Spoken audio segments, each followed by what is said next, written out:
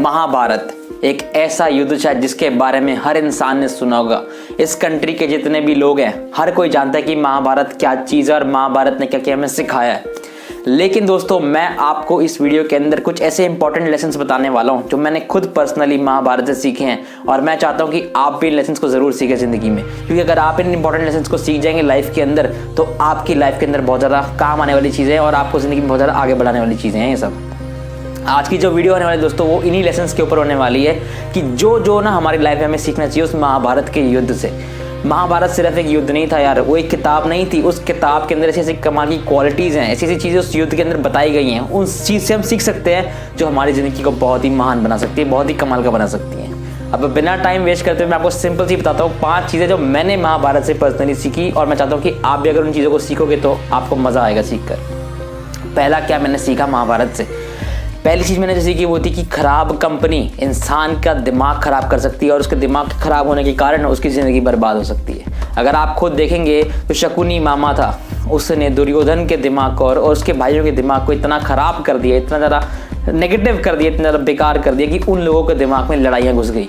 और लड़ाइयाँ घुस गई किसके अगेंस्ट? अपने भाइयों के अगेंस्ट और पांडव के अगेंस्ट लड़ाइयाँ घुस गई दिमाग के अंदर। और उन्होंने क्या सोचा कि अब हम सिर्फ लड़ाई करेंगे अपने आप को प्रूव करने के लिए, अपने आप को जीतने के लिए। और हुआ क्या? उनका सर्वनाश हो गया।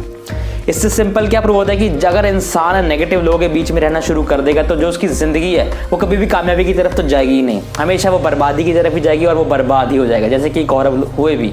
अगर आपको ज़िंदगी में दोस्तों कामयाब होना है तो आपको ना ऐसे नेगेटिव ग्रुप को छोड़कर, अगर आपको ऐसा लगता है कि कोई ऐसी कंपनी आपके साथ है नेगेटिव कंपनी जो आपको नेगेटिव कर रही है बिल्कुल बंदे, उन लोगों को छोड़कर ऐसे ग्रुप को ज्वाइन कीजिएगा दोस्तों जो आपको सिर्फ सक्सेस के बारे में सिखाएं, ना कि किसी के अगेंस्ट भड़काएं लड़वाएं। ऐसे ग्रुप अगेंस्ट अगर किसी के करते हैं तो वो ज़िंदगी में आपकी ज़िंदगी बर्बाद कर रहे हैं और कुछ नहीं कर रहे।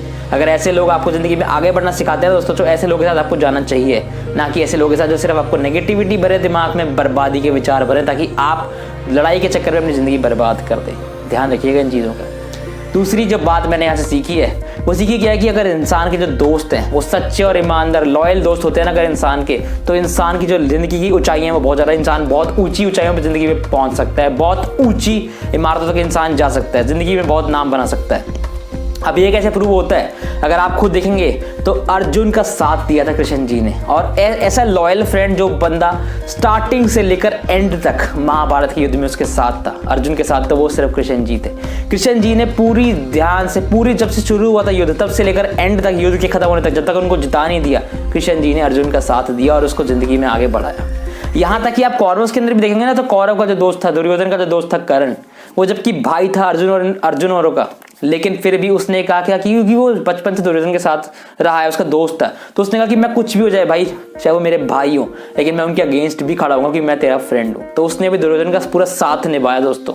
इससे सिंपल से क्या बोलता है, अगर कोई ऐसे लॉयल फ्रेंड हमारी ज़िंदगी में आ जाए ना तो हमारी जो ज़िंदगी में हम कामयाबी ज़रूर ले सकते हैं, पर हमें इरादे हमारे सच्चे होने चाहिए। लेकिन अगर हमारा ऐसा दोस्त हमारे हेल्प करेगा, हमारे इरादे सच्चे हैं, तो हम ज़िंदगी में ज़रूर जीतेंगे, जैसे कि कृष्ण और अर्जुन की दोस्ती ने प्रूव करके भी दिखा दिया। एक ऐसा लॉयल फ्रेंड अगर हमारी ज़िंदगी में आ जाता है तो हमारी ज़िंदगी बहुत ज़्यादा कमाल की बन सकती है, बहुत ज़्यादा बढ़िया बन सकती है। तीसरी जो चीज़ मैंने महाभारत से सीखी है वो ये चीज़ सीखी है कि यार अगर कोई चीज़ हमारे को बिलोंग करती है और हमें लगता है कि यार ये चीज़ सिर्फ हमारी है, हमें ये चीज़ को हासिल करना ही करना है, तो उस चीज़ के लिए, उस हक को पाने के लिए आपको लड़ना भी पड़ेगा। जैसे कि पांडव को लगता था कि यार जो चीज़ वो फाइट जिसके अगेंस्ट वो कर रहे हैं वो एक्चुअली चीज़ उनको ही बिलोंग करती है, वो उसको ऐसे किसी को कैसे क्यों दे दे, आसानी से वो कैसे क्यों दे दे किसी को। तो उन्होंने समझा कि यार हमें यहाँ के लिए लड़ाई करनी पड़ेगी, हमें हमारे हक के लिए लड़ना ही पड़ेगा। अगर आपको भी ज़िंदगी में दोस्तों कामयाब होना होता है, आप जब कुछ शुरुआत करते हो तो बहुत सारी बाधाएं बीच में आती हैं, बहुत सारे लोग आपको रोकते हैं, बहुत सारे लोग आपको रोकते हैं कि भाई तू आगे ना बढ़ जाए। आपको उन सभी बाधाओं को साइड करना पड़ेगा, क्योंकि आपको पता होना चाहिए कि जो कामयाबी है, जो ये गोल्स है वो मेरे को बिलोंग करते हैं, मुझे इनको अचीव ही करना है, मुझे बस किसी भी हाल में इनको पूरा करना है और ज़िंदगी में आगे बढ़ना है। अगर आपके दिमाग में चीज़ क्लियरिटी है ना दोस्तों कि वो चीज़ मेरे को ही बिलोंग करती है, तो आपको सभी बाधाओं को पार करते हुए आगे बढ़ना ही पड़ेगा। कोई चीज़ अगर आपके लिए ही बनी है तो आपको उसको हासिल करने चाहिए दोस्तों, कभी भी पीछे नहीं हटना चाहिए कि भाई ये मुझे रोक रहे हैं तो मैं रुक जाता हूँ, मेरे को छोड़ना ही पड़ेगा।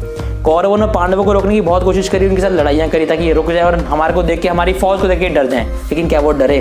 वो नहीं डरे। उन्होंने कहा कि जो चीज़ हमारे को बिलोंग करती है उसके लिए हम ऐसे हक कैसे किसी और को दे दे, हम तो उसके लिए लड़ेंगे, ज़िंदगी में आगे बढ़ के दिखाएंगे। और वो बढ़े और उनको हरा भी दिया। चौथी इंपॉर्टेंट चीज़ मैंने महाभारत से सीखी है वो ये चीज़ सीखी है कि इंसान को कभी भी ना लर्निंग नहीं ख़त्म करनी चाहिए अपनी।